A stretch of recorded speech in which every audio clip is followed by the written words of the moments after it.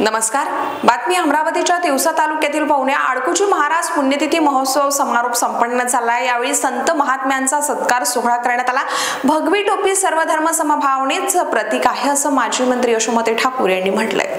भगवी टोपी सर्वधर्म समभावनेचा संदेश देणारे प्रतीक आहे। हा संत महात्म्यांचा परिसर असून याला काळीमा न लागू देता असाच अबाधित नेहमीप्रमाणे राहावा। राष्ट्रसंत तुकोजी महाराज यांचे विचार पेरावे असे उद्बोधन श्री क्षेत्र वरखेड ते समर्थ आडकुजी महाराजांचे 104व्या पुण्यतिथी निमित्त आयोजित काल्याच्या प्रसंगी बोलताना माजी मंत्री ॲडव्होकेट यशोमती ठाकूर यांनी आपले विचार मांडले। पुण्यतिथी महोत्सव काल्याच्या प्रसंगी संत सयाजी महाराज, गणेश महाराज, सचिनदेव महाराज, रोहित महाराज, अभय नायक, मुनाजी महाराज, जनार्दन बोते, आडकुजी महाराज संस्थानचे अध्यक्ष अभिजित बोके, विश्वस्त विक्रम बोके, रवी मानव यांच्यासह संत महात्म्यांच्या प्रमुख उपस्थिती होती। यावेळी आडकुजी महाराजांच्या हजारो भाविकांनी श्रद्धांजली अर्पण करण्यात आली।